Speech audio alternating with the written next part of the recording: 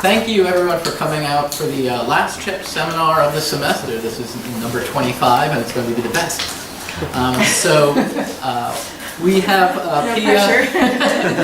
we have Pia Orrenius here today. Pia is a labor economist. She's at the Federal Reserve Bank of Dallas. She's also a research fellow at the Institute of Labor Economics. She's an expert on the economics of immigration. She's also the vice president of the Southern Economic Association. She has published her work in top journals in the field, including the Journal of Labor Economics, the Canadian Journal of Economics, and the Journal of Policy Analysis and Management, Demography, it goes on, and the American Economic Review, lest I forget. So today... Papers and proceedings. Thank you, Joe.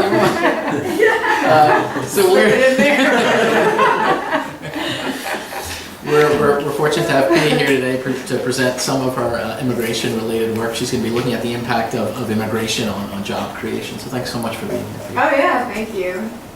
Thank you, Joe. I have instructions to stand between the plants, so I'll do that. Thanks to everyone for coming, and it's been really fun today. I've been visiting with all of you, almost all of you, and I've really enjoyed that. And I'm glad that you provided food, Joe, so that we had a good crowd here today. So what the paper we sent out was really a rough draft, so I apologize for some of that. After I sent it, I realized there were several sort of typos. But so if you want to use the paper, I'm happy to send you a new copy. But this really is hot off the presses, and so we're still very, very early stages. So I'm really looking forward to your feedback on this work.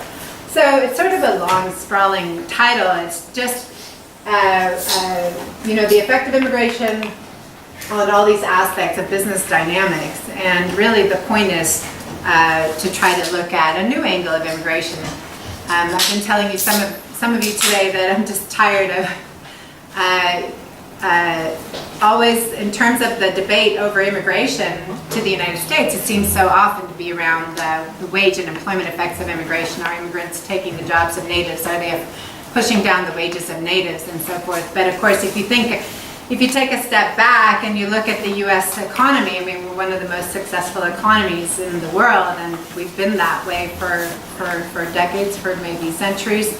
And we have also had tons and tons of immigration. So there's some limit to the negativity around the immigration debate. There must be some positive impact of immigration on economic growth. And since we look at economic growth a lot at the Fed, I think there's even more reason for me to sort of ask this question. And luckily Madeline and Alex Abraham agree. So this work, the motivation, like I said, comes a little bit from this huge literature on the wage effects of immigration. So there's hundreds, maybe thousands of papers on the wage effects of immigration, but interestingly, the results of it are that if you find effects, lots of papers don't find effects of adverse effects of immigration on native wages, but I think the conclusion from looking at the literature among the best papers, there probably are small adverse effects on groups of native workers. Not overall, but certain subgroups. So typically it's going to be high school dropouts or prior immigrants. And that tends to be the conclusion. But you might think that there should be larger effects, larger wage effects, larger displacement effects. So why are there small effects of such a large influx, if you think about it? And that's really when you get to sort of what are the theoretical framework around the effects of immigration. There's a number of mechanisms in which the economy responds to immigration and how natives respond to immigration. So obviously one controversy in the literature on the wage effects of immigration is that when immigrants come in, natives leave. So if you're studying the wage impact in a given labor market area, you're not going to see it because the natives will have migrated out. And so that's sort of a confounding factor when you look at these empirical studies. There's other responses by natives too. There can be more long-run responses, like if they see that they're competing with low-skilled immigrants, they may go back to school and get more education, or they might change their occupation to sort of get away from the direct competition with immigrants. Firms can also respond, because if you think about when immigrants come in, if sort of you have this sort of standard neoclassical model of labor supply shock, you should get, wages should go down, and so labor becomes cheaper. And so how do firms respond to cheaper labor? Well, they can change their input mix. They can use more labor versus capital in the way they produce their goods or services. They can change their output mix and begin to produce more labor-intensive output. And so that's another response that can mitigate any adverse wage effects of immigration. We also know that immigrants themselves come into local economy, and they themselves obviously have demand, consumer demand for products and services. And so could it be that the demand from immigrants themselves is offsetting some of that negative wage impact that you might otherwise see? And lastly, you know, immigration, by reducing the cost of labor, it actually returns, the relative returns to capital go up. So capital investment becomes more profitable. So could it be that immigrants and immigration leads to business formation and expansion of businesses? And if so, maybe that's what, you know, causes, puts a lid on the adverse labor market effects of immigration. And the interesting thing, obviously, we're going to focus on the last one of these points. And the one reason to focus on it is because it's so woefully understudied. And I think I've met with many of you today. I'm encouraging you to try to get access to the NETS data so you can look at this data too. But basically, there's very little done on the effect of immigration on capital investment and on business dynamics. One reason is that there's so few data sets that are readily accessible on establishments. Microdata on establishments really is usually restricted data through the census. That's certain. And so the NETS is one exception, which is why, you know, we're able to use it more readily. So our contribution really is to examine this relationship between immigration and business dynamics. And we're going to look at several aspects. We're going to look at the number of establishments, so the number of businesses, and I'll be sort of saying establishments, businesses, and firms, and I'll be using those terms interchangeably, but they're all really the same thing. So the number of establishments and the employment in those establishments, we'll look at that'll be one outcome. We'll look at business startups and business closures, so that'll be another two sets of outcomes. And then also in the NETS, very lovely, you can see when firms are moving, are changing addresses and moving. So we'll be looking at migration of firms from, you know, between labor market areas, the ones that we're looking at. In-migration and out-migration of firms. And then job creation and job destruction, so we're going to look at firms that expand in terms of job creation. Is that related to immigration? Job destruction in firms that are shrinking, is that related to immigration? You may mention this later. So I'm just curious, for those establishment startups and closure, are they within a firm or outside firms? Are they across firm? Or all the data is establishment data. Right. And so these are establishments that are born or that die. Right. So do you see the parents of those establishments? Oh, the parents? Like the gigantic. Oh, so some of them are going to be standalone, and some of them are going to be part of a larger firm, and we haven't looked at that yet. Okay. You're right, though. I mean, we have both. We have headquarters, and we have. So the data is by establishment, but we do have information on headquarters versus not. So we could use that, which we haven't. Okay. So that's. I mean, that's good. That's a good point. Just got to write all my notes. Yeah, so again, this is proprietary data, this NETS data on business dynamics, and we're going to combine it with publicly available, the current population survey data, and that's what we'll use to come up with a measure of immigration in these labor market areas. So this has been a big issue in other sort of labor, in the labor policy literature, certainly in the minimum wage literature, and sort of thinking about how sort of net effects on particular sectors of low-skilled employment might mask some of the important dynamics that you're describing here. So nobody sort of has ever looked at the effects of, using these data, has looked at the effects of any immigration, local and state immigration policies, or, gotcha. Not that I've seen, no. Using NETS, no, there's very little using the NETS data out there. And so nothing. There's one paper by Olney that looks at immigration, and he finds that it leads to an increase in firm creation. But that's not using NETS data. That's using a subset of one of these census, the BDS, I think, a subset of the business dynamic statistics from census. There's some BEA data too. On Is there some BEA data? establishments, Oh, okay. especially if you're looking at foreign affiliates of multinationals. Oh, okay. You can Yeah. Take a look at this. That the trade economists use? Yeah. Yeah, that makes sense.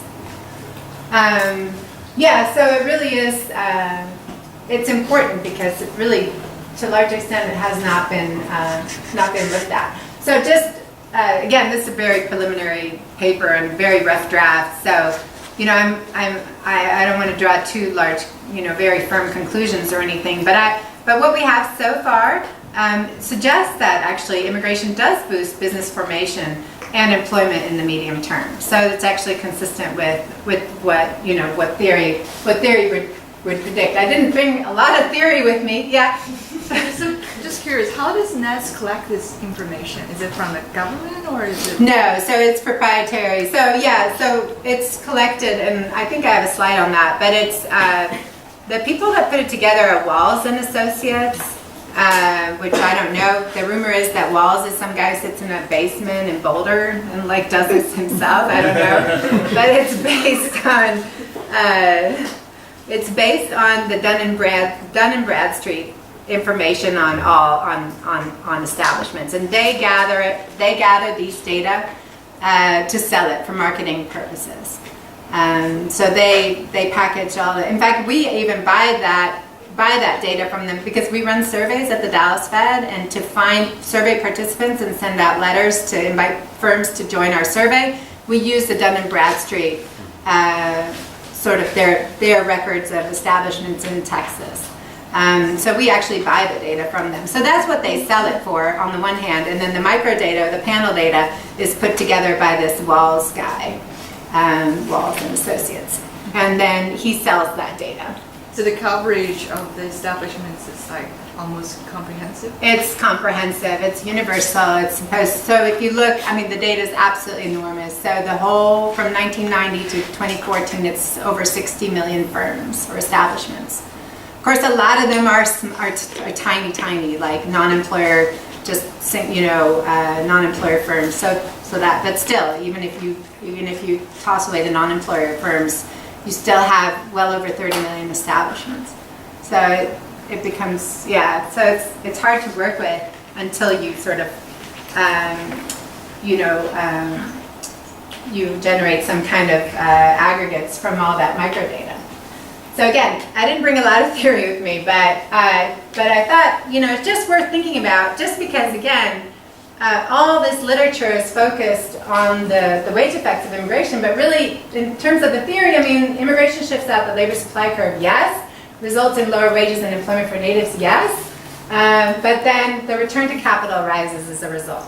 So then, in the medium to long term, capital should respond to this, shift out the labor demand curve, and restore wages and employment. And if you think of the literature again, it's just everyone sort of forgot about the second step. And when I worked on the National Academy's report, the National Academies of Science, the Economic and Fiscal Consequences of Immigration, which if you haven't looked at that report and you work in immigration, I highly encourage you to look at that report. But there, again, so much of that report is focused on the labor market effects of immigration, and of course very little on this second stage. But the theory chapter in the National Academy's report does a great job discussing exactly how this happened and how it should happen. And I tell you, the biggest argument we had in the committee, which was largely economists, I don't know how many we were 20 people, maybe we were mostly economists, so 16 or 17 economists. And the biggest argument was not whether capital adjusts, but how long does it take to adjust. And so like George, he said it never adjusts. Like in the long run, we're all dead, like Keynes says. But then other people said, you know, it can adjust very quickly. You know, if Microsoft gets access to more H-1B workers, they can open an office within a year. Or they can, if they don't, they can move to Vancouver and open an office there in a year. So that really was interesting because interesting opportunity to listen to sort of where the disagreement was in economics. Does capital respond? Does it not respond? And how long does it take to respond? Because that really is important, because that's what's going to do away with any adverse wage effect. And if you think about it, that's where you're going to get the economic growth. Did you have a question? I'm Yeah. not a labor economist, so. That's fine. But I think that there could potentially be offsetting short-run effects too, because if you've got in-migration, that would be a demand shock as well. Yeah, right? In the absolutely. goods market, Yeah. which would immediately Yeah. affect labor demand from firms, I would think. Yeah, yeah, that's what some of the mechanisms that I described in the prior slide are the sort of short run effects that, native flight, or you know, there's lots of adjustment mechanisms that are in the short run as well. But in the long run, this is what should happen. If really you get lower wages from immigration, then the return to capital should rise and you should get more investment. So. So the implications then for our empirical model really is that is to make a distinction really between the very short run and the long run. And I say that now because when we get to the empirical part, we're going to lag these measures of immigration by 3 to 4 years so that we can see an impact. Initially, when we started this, we were just sort of lagging by 1 year and not seeing anything. And I think that if you take the theory to heart, you understand that really probably it should be a lagged impact. This is just sort of in the short run, just to show you, this is sort of a series of studies that were done on the wage impact of immigration, and these are the wage effects.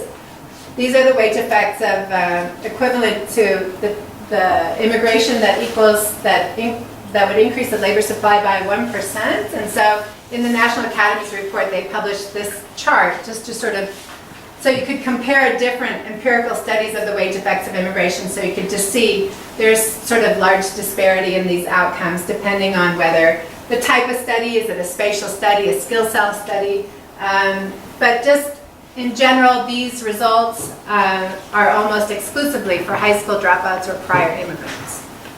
So they're just to sort of drive home the point that there are studies that show that there are negative wage effects of immigration. And there are exceptions as well, as you can see. But in general, the effects tend to be relatively small. But what evidence do we have of the long-run response to capital? Much less, much less. So here, just on this one slide, there's this one paper about low-skilled immigration and the impact on business formation by William Old. So he finds I think, using CPS data for metros and using the census data on establishments, he is able to find a causal effect of immigration on establishment growth. And so that's really the only paper that we could find. There's other papers that look at some of these other adjustment mechanisms, like Ethan Lewis. He looked at do firms, when there's an immigration shock, do firms use more shift their usage of technology in response to the change in factor prices, and they find that yes. They find little impact in a different paper on the industry mix. So there's some different findings here. Of course, there's other work also done on entrepreneurship among immigrants, and so certainly there's lots of evidence that immigrants are more entrepreneurial than natives, and so they're more likely to start up businesses. Their businesses are also more likely to fail, however. So there's that. But Jenny Hunt certainly and Bob Fairley have work that shows the entrepreneurial nature of immigrants. In this paper, we don't make any distinction between whether the business formation is based on an entrepreneur who's an immigrant or a native, because we really don't observe any demographics in the NETS data in terms of the ownership of these firms. The other related literature that we thought we'd mention really is the literature on really on churn, if you will.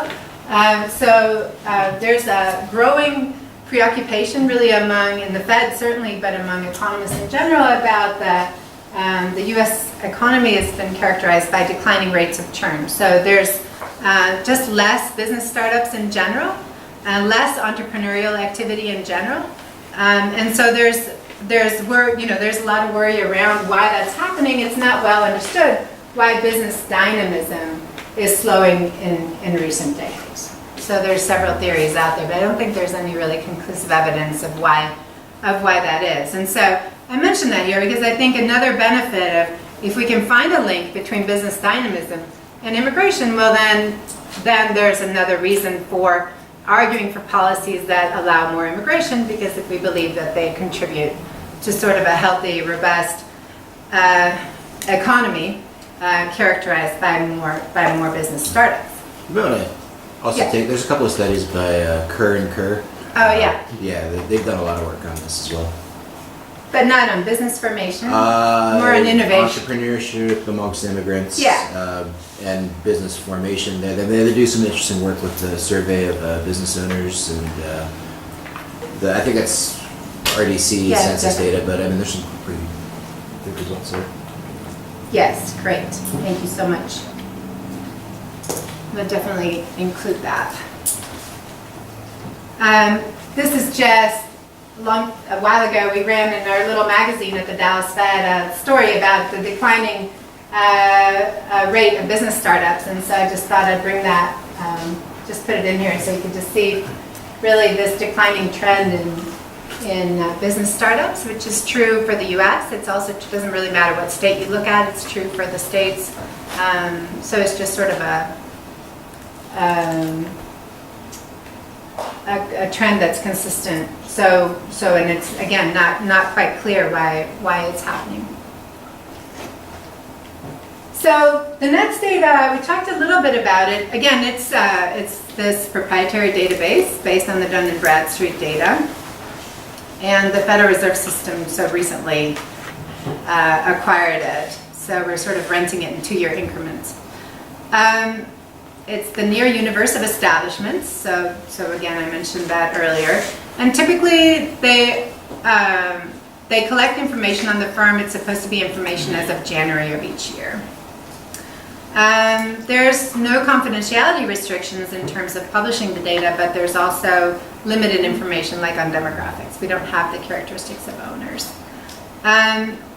What about the quality of the data? So it's not census data, and so there are, it's not going to be as high quality as the census data.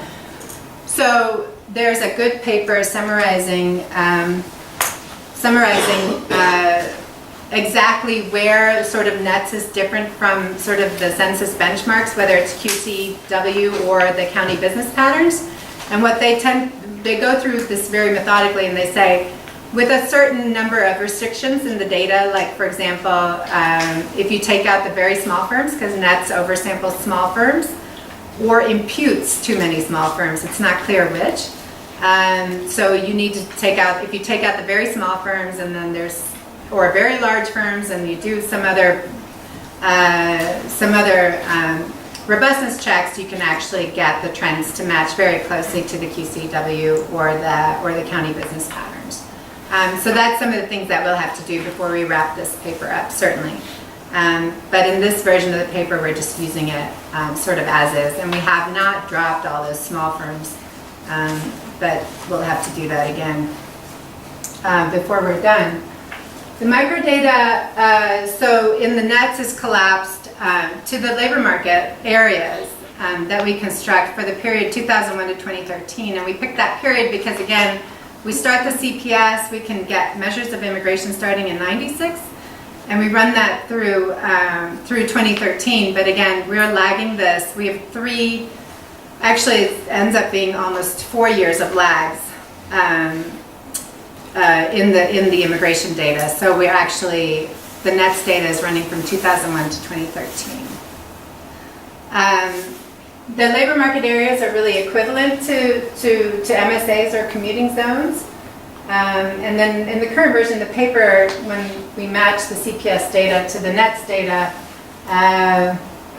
we had 54 labor market areas, and so for that time period, that's 13 observations per area. So that's the data that we'll be working with.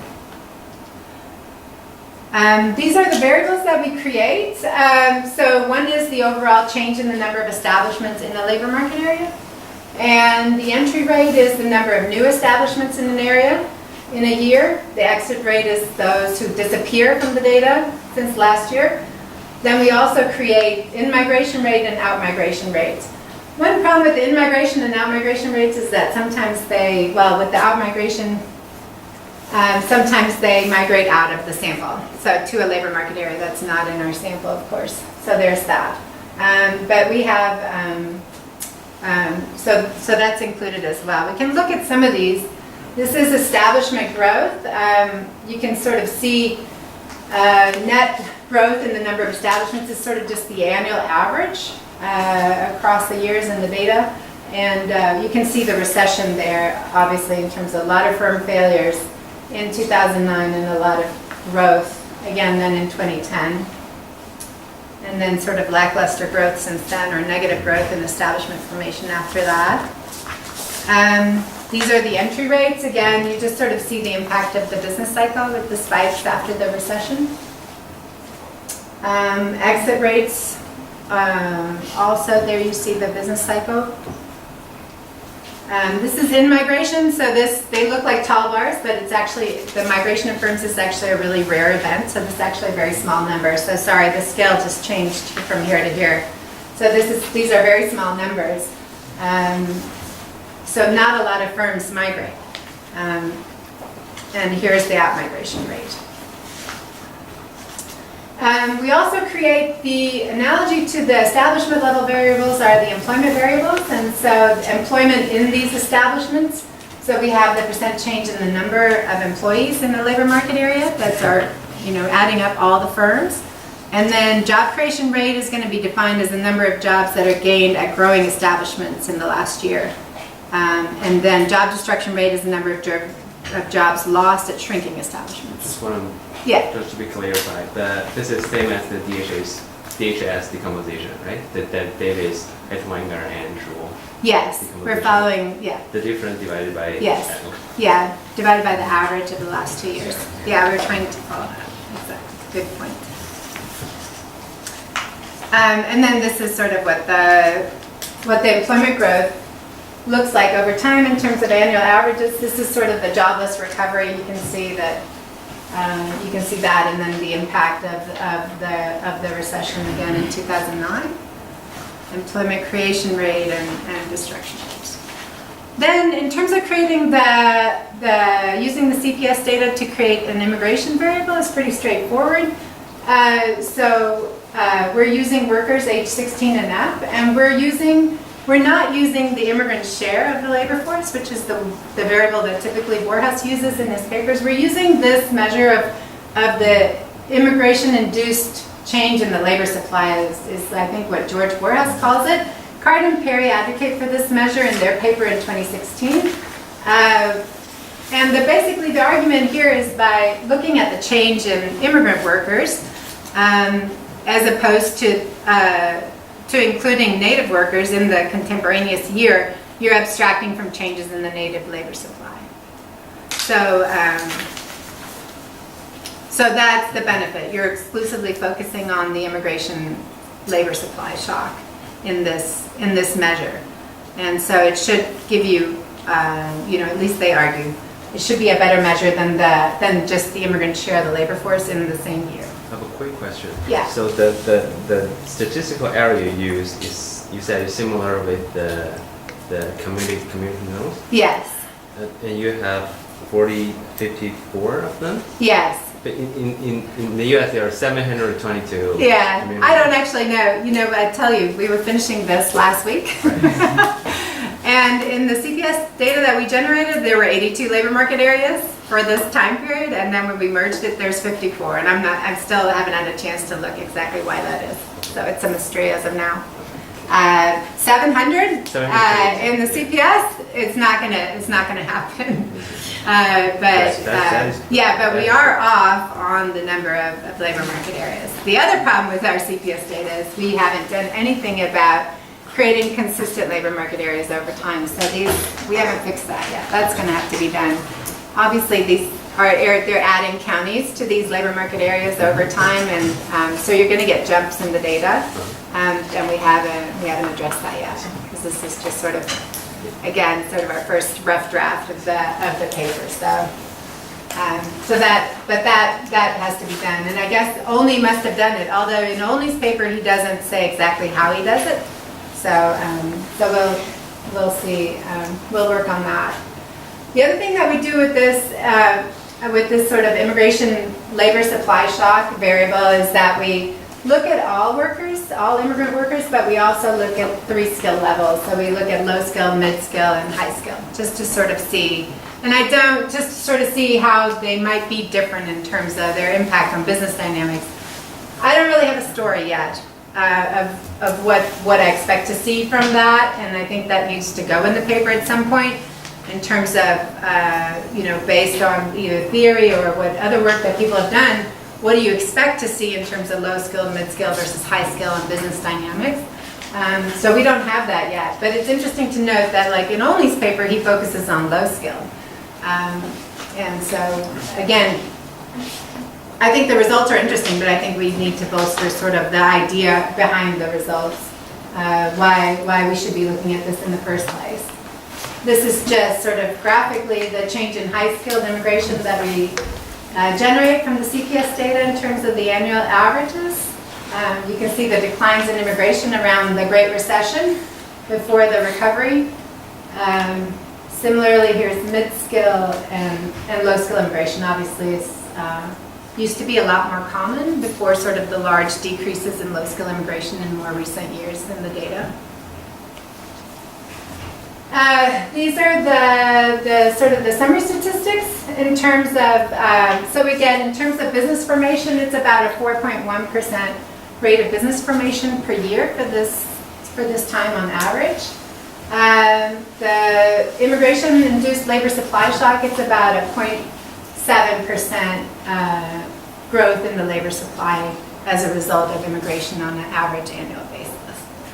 And then you can see it's a little higher for the low skill and the high skill and less for the mid skill in terms of the number of workers, in terms of what they're adding to the labor supply in these labor market areas.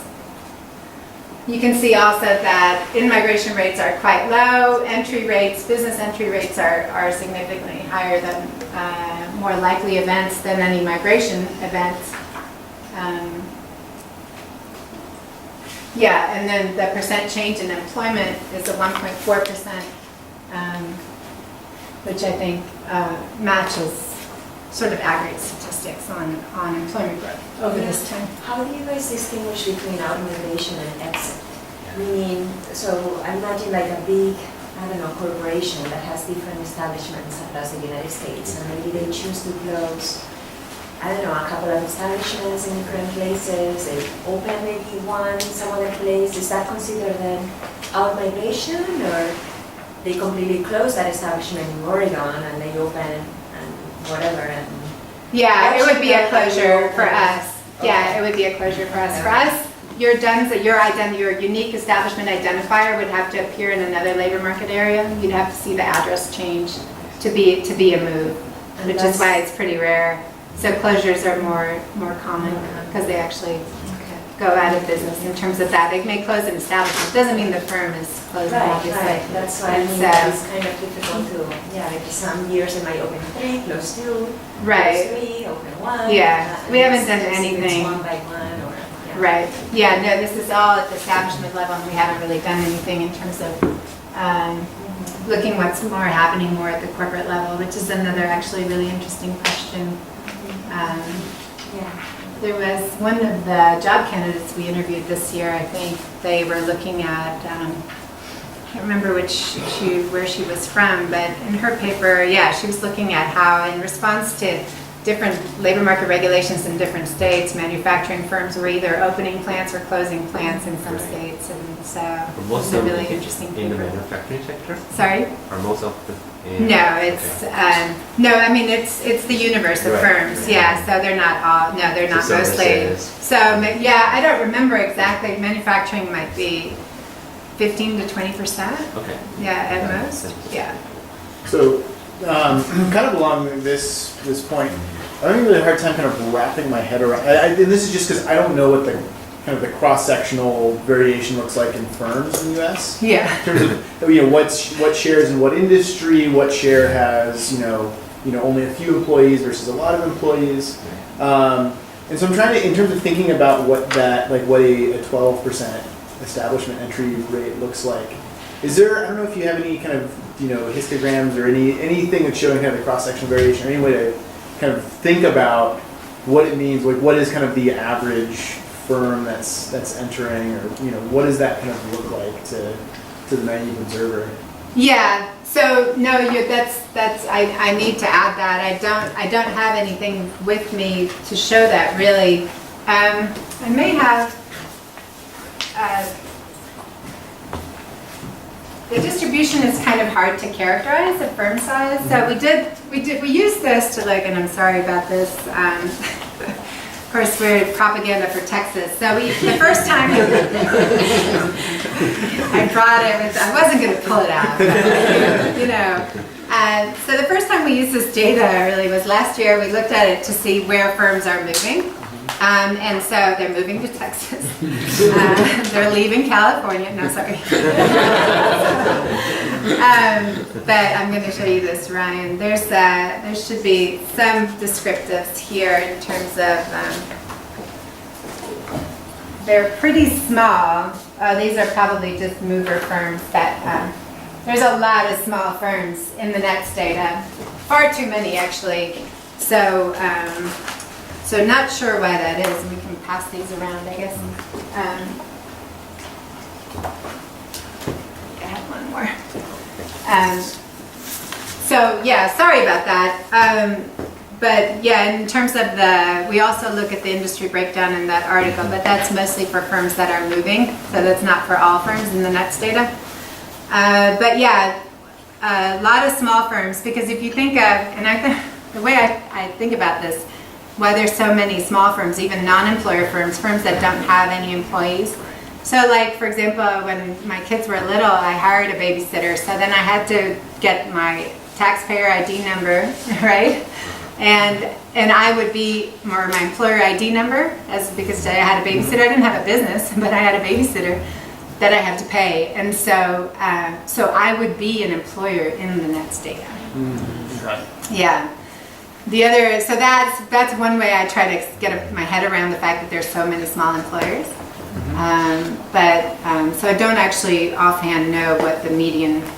Even the median is not helpful, just because the distribution is so weird in the firm size. So that story right there, I think would be really interesting to look at in terms of certain kind of almost like borderline informal service type thing. I mean, just like the example you had there.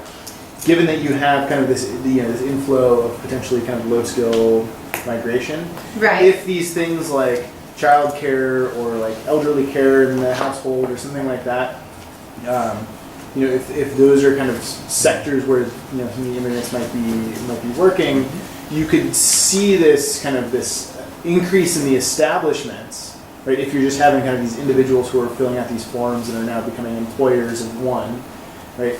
Which could kind of, in some sense, crowd out, you might just be kind of taking positions away from what would have been a larger establishment. And so if as the project progresses, if you think about kind of the heterogeneous effects in some of these small firms and spillover of the change in employment, in the change in employment from kind of larger firms to smaller firms or something like that. Yeah, That'd be really interesting to look at. Right, and looking also, we need to look by industry. I think only looks by industry, and so yeah, we need to. But yeah, absolutely, that's great and good feedback. Yeah. I was just gonna kind of jump in there too. I think that the size dimension could also maybe help you speak to the mechanisms that you propose, especially with respect to capital adjustments. It certainly seems like no employee firms are not going to be requiring sort of sticky capital adjustments. That's true. That can be fairly immediate. Yeah. So it would be interesting to see sort of like the differential distributed lag estimates, maybe differentiated by some sort of firm size split or something like that. Or upstream, downstream. Yeah. Or even if you could sort of sort the industries by capital intensity or some kind of Yeah. factor Yeah, share yeah, measure. of course. That That's a goes great- back to your story. Oh, yeah, that's a great idea. Well, I mean, Yeah. if labor's cheaper, then Exactly. we'll expect more growth in the labor-intensive industries, right? Right, I think Ford. yeah, that helps. Teresa Ford at Dartmouth has this index to capture the upstream, downstream, and how substitutable that's for trade, for imports. But I mean, I guess the idea is similar here. It is, I think it is, yeah. I think that's exactly, that would really help us get some structure around, you know, why we're looking at this and what we're expecting to find. That would be really helpful. So those are good comments. Okay. So then the methodology really is very straightforward. So it's just least squares regressions where we're taking these business dynamics outcomes and regressing them on 3 lags of the immigrant, sort of this immigrant work, the change in the immigrant workers as a share of the labor supply or the labor force in these different labor market areas. And so the reason I said 4 lags before, there's 3 actual lags, but the initial construction of the immigration variable is actually already lagged 1 year. So this would be -2, -3, -4. So that's why we start the CPS data in 96, but we can bring in the NETS data in 2001. And then we have area fixed effects, year fixed effects, and then in some of these specifications, we include area specific time trends. Of course, that like to get feedback on that as well, because my co-author and I are sort of discussing whether you really have to have area trends in addition to area and year fixed effects. Yeah. I mean, so it seems like they would be certainly helpful in that, you know, I mean, part of this It depends. You're using, I mean, so you're using lagged, like immigrant. Yeah. So part of that mitigates this issue, the potential issue of reverse causality. Yes. Right. That people are going to where you're getting kind of the most job creation, the most kind of new establishments. So, Absolutely. So that mitigates kind of the direct reverse causality, but if there's something, you know, these kind of underlying trends that are potentially driving both, that aren't necessarily going to be captured by just the, you know, the area fixed effect or the kind of your year fixed effects, I think that you might want to have them in. Another option Right. in it would be to think about, we've seen a couple immigration papers in this series that have used kind of a shift share type instrument for immigrants. Yeah, that's what. And so, you know, however compelling you find that is, you know, Yeah. something, but that could maybe complement what you're doing here and say, okay, we're going to try to kind of isolate change in immigration that's going to come from more of the push factors as opposed to the pull factors using the shift share, Right. and then see if that substantively changes your results. Yeah. And So if it that's- does, then you worry about maybe confounding trends, Right. potentially. Yeah. No, we're definitely going to need to have an instrument at some point in this paper. So we're headed that direction. That's what we're thinking of, sort of a Bartik or the shift share instrument that's used a lot in the literature. But I still have this question that weighs on me about, because it's going to turn out, you'll see that those area trends in the current specifications soak up a lot of the action in the immigration variables. And I've seen that happen in other literature too, like minimum wage literature. Yeah. Depending on how you model the trends, you can get no results at all. And it's been a bigger deal in the minimum wage literature that's looked at dynamics of openings and closing. Has it?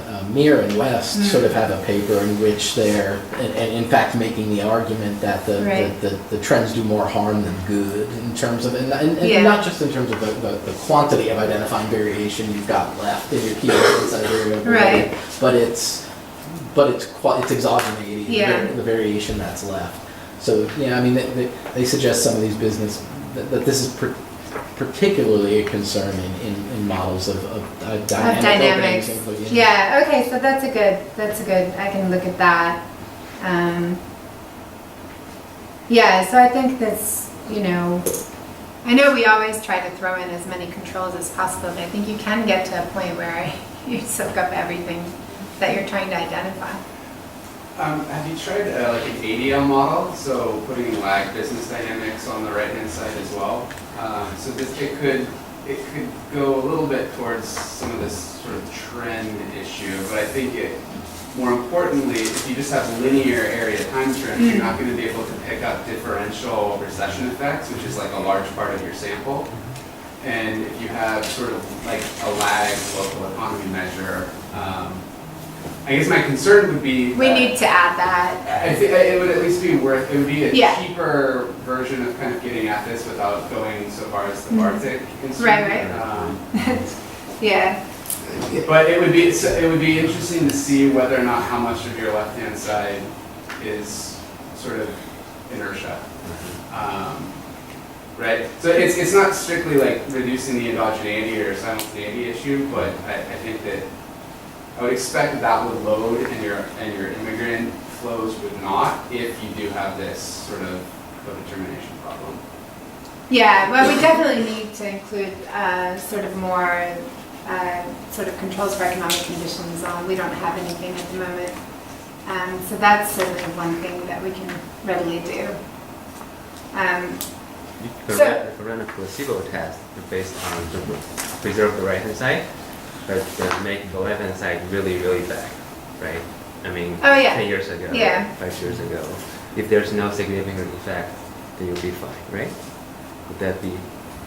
So you're saying you run it like in reverse? Your left-hand side is lag business dynamics? Yeah. Well, that Say would be- 5 or to see if there are any trends that were picking up previously. That's something you would worry about, right? If there's no significant, I've seen Asimov do it, in the paper did that similar.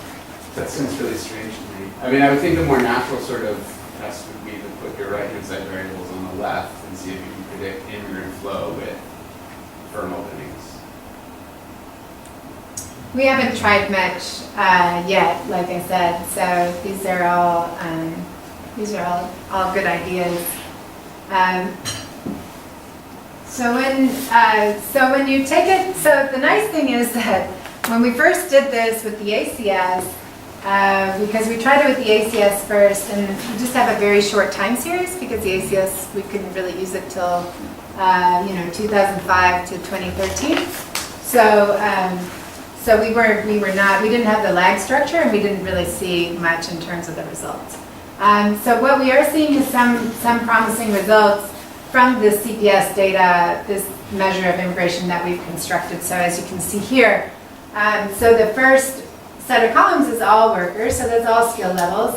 That's your immigration-induced shock. So it suggests that there is, a positive and statistically significant effect on business formation, net business formation that's related. And that's just lag, so really that would essentially be a 2-year lag where you see that impact. Then the interesting thing to see next, if you look in the third column, is that it's driven by low skill migration, and if you look at the fifth column, by mid skill migration. So that's sort of what Olney finds. So that's consistent with those results, which is good. But these results do not hold up to so this is where we add the area trends in these second column here, and this result doesn't hold up to those area trends.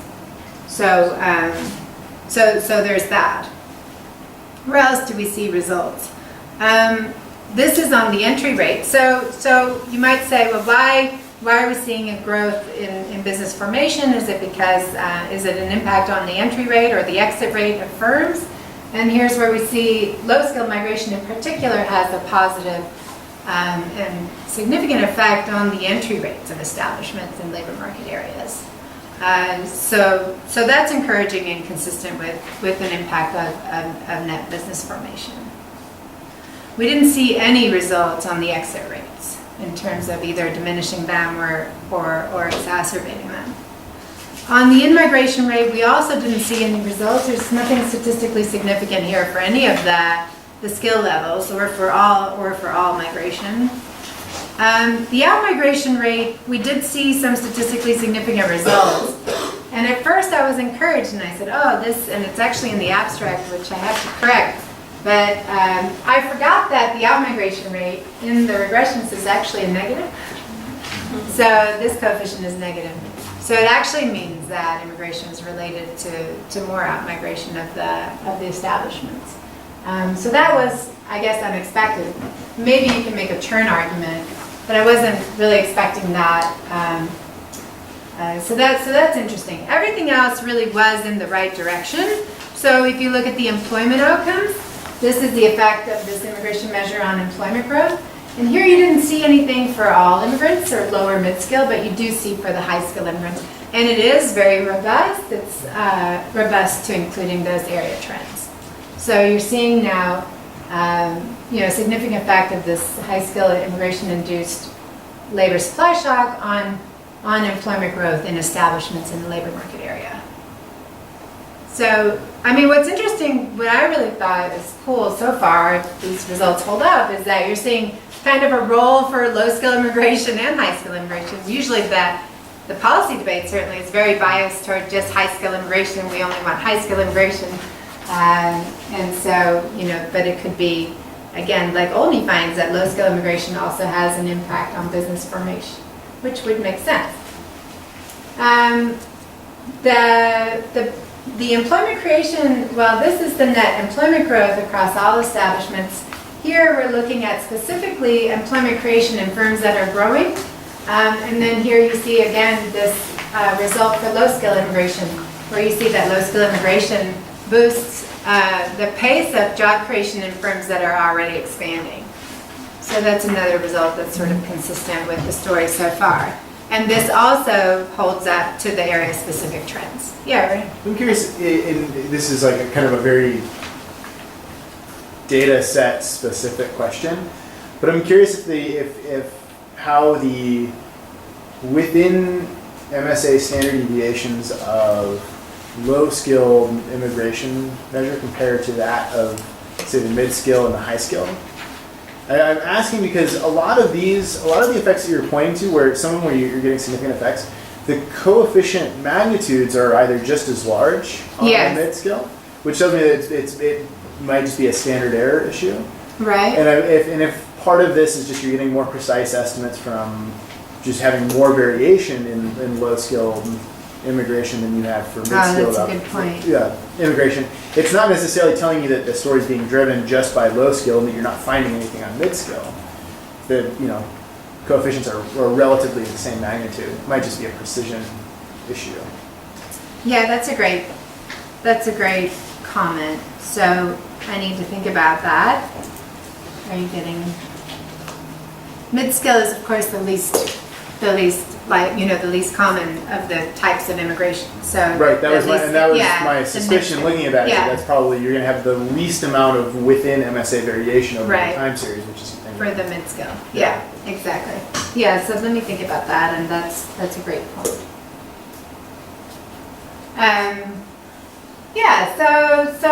So far so good, I think, in terms of we didn't find any results on employment destruction rates. So in terms of the results so far, immigration-induced labor supply shocks had positive effects on growth in establishments, both for all immigrants and for low and mid-skill immigrants, establishment entry rates for low-skill immigrants, growth in employment across establishments for high-skill immigrants, and job creation rates among expanding firms for low-skill immigrants. So we're encouraged. Again, I thought it was super interesting that low and mid-skill immigration play important roles, given how biased the discussion is always towards high-skilled immigration. And then, of course, we have sort of the unexpected finding about the mid-skill immigration and the out-migration rate. But again, I mean, I can look into some of this, Ryan, the point you raised. How much of that picks up the farms? Are they included at all? Because when there is like political debate about immigration, some of the most vocal proponents of more immigration tend to be in agriculture, because it's well known that a lot of farmers depend on cheap labor from Mexico and other countries near the border. Great point, Shoshana. I don't actually remember right now if ag establishments are in here, but they should be, because NETS is universal. So there should be ag establishments here. I hadn't thought I about. don't know, because it could be that agriculture has different statistics. I don't know if they, I'm just wondering if they are included in these establishments. If my babysitter is in here, they should probably be in here too. Well, the issue might be if you just have the 54 largest MSAs. Yeah, then they're not- maybe the you're farms are not gonna you're be- oversampling that's from true. urban Yeah. rather than. They're mostly not gonna be in the CPS, I guess that's the problem. Yeah. They would be in the NETS data, but they wouldn't survive the merge. Yeah, Right, that's but- gotta be it. But ideally, from the conceptual point of view, it would be good to have them included, because if you want to see the macro effect of, Yeah. availability of labor, Right, there's no a priori reason to exclude agriculture. right. Yeah, and especially if you're gonna say anything about immigration policy, right? Right. Yeah. So I think that, yeah, the issue there is gonna be the having a measure of immigration in rural areas. It's gonna be the problem. But that's a good point. Yeah, so in terms of, so where we're headed, again, so lots of the things that you guys are pointing out are things that we need to do. So more complete specification in terms of controlling for the business cycle, which we don't have any controls at the moment, trying to maybe introduce different measures of demographics in these labor market areas, which we're not currently doing either. Instrumenting for immigration, because obviously there is likely to be endogeneity here in terms of immigrants moving to labor market areas that are expanding, where also firms are being created. So we'll try that also to use some kind of standard instrument based on the historical migration patterns. We need to fix these labor market areas over time so that they're consistent, so counties are not being added and creating jumps in the immigration variable, which I think they may be doing at the moment. As I noted earlier, the NETS has these quirks in it, and so we need to do a series of robustness checks with the NETS data, and certainly look by firm size and industry, and make sure the results hold up when you sort of trim the data from some of its irregularities, if you will. And then, we can also look, and we actually did already, because when initially we tried the ACS, and I was telling you we didn't really get any results with the ACS, we did look at the business dynamic statistics, not the restricted use, but just the ones that are available. They're available for MSAs, but not by industry, but you can look, and we got results for that too. So there were results using the business formation in the BDS data and merging it with the, and I think at that point we were still working with the ACS, so that we were able to get results with the BDS data. So there's that, and of course the best case scenario would be to be able to use like LEHD data, but that's going to require going into the RDC, drawing up a proposal and getting that approved and working in one of these census research data centers, so which we now have at the Dallas Fed. So it's just, can I go and hide there and work for hours on my research? Probably not. But 200 points. 200, I gotta get the 200 points. I was joking with Kathy earlier that we have now a point system at the Dallas Fed for journals. So, gotta get my points. Anyway. So are there any other questions? So is the CPS the best? Oh, I'm sorry. No, yeah, go. Is the CPS the best way, I guess, to get a count of immigrants? What else? On an annual basis? What else would there? I was just, I'm just. Yeah. I mean, we thought the ACS or the CPS, and we didn't really know, because if we're looking year to year changes, couldn't think of anything else really. Can you use census data maybe to impute some of the years? Is that possible? I don't know how to do it, but census has the widest coverage, right, in terms of geographic. The decennial census? The you mean? IPOM census, Yeah, but that's But 5% then- of the US population. yeah, but only every 10 years. Exactly, so maybe that's why I say impute. Can you impute? Right. Yeah. Yeah, not sure. I'm still trying to wrap my head around if you could go back a couple of slides. Sure. Sorry. It was the one that showed the employment growth for the high skill workers. Yeah. So I'm just trying to find a story for it, I guess.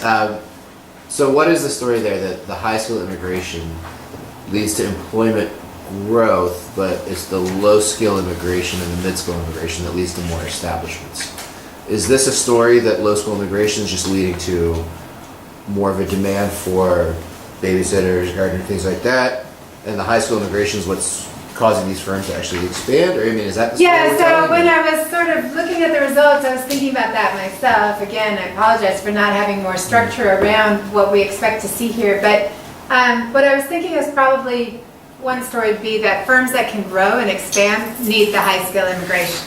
So maybe low skill firms can sort of remain small, maybe because it is a child care service, or maybe because it is some labor intensive provision. But where in terms of the firms that grow and thrive, you know, they get to a point where they're going to need the high skill workers.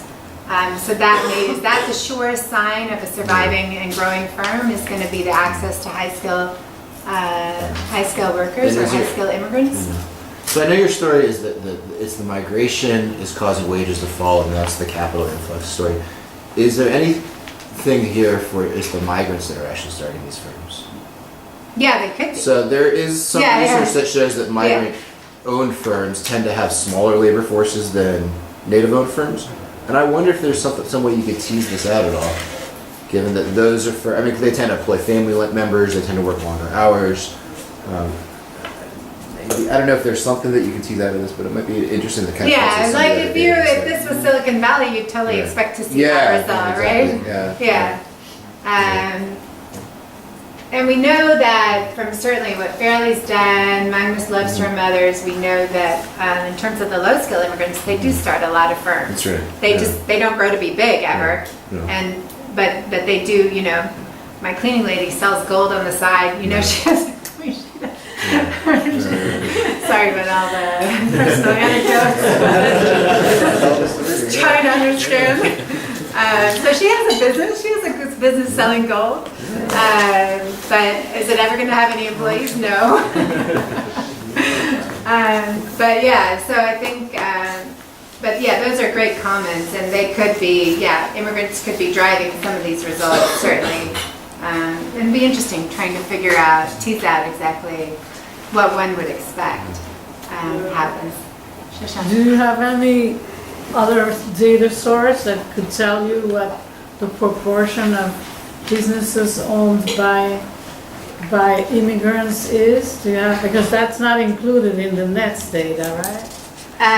No, we don't know anything about No, we the don't know about the demographics of owners. the businesses, but No. maybe there's another data set. Yeah, Perhaps the better business bureau of, yeah, Different there's, sure. local organizations collect data on who the owners are, and possibly the Fed might have information on capital flows to see, how many. They should, but they don't. They really should. I mean, it's crazy, right? Kathy, you have a paper on FDI, right? And immigration and FDI, but there's nothing on domestic investment. It's really It's weird.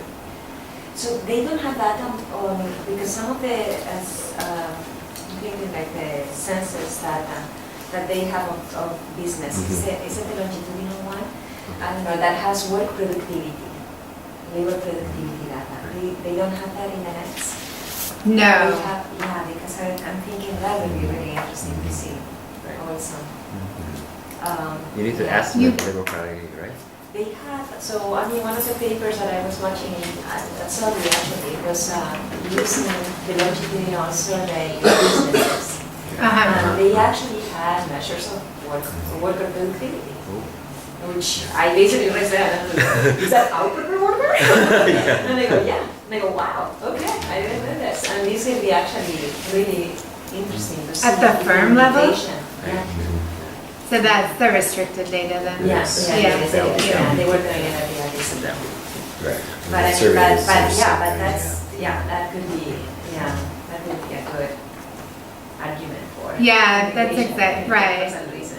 Right, that would give you some predictions maybe Yeah. in Yeah, terms yeah. of the effects you expect from these different skilled immigrants. Yeah. Yeah. Yeah, good point.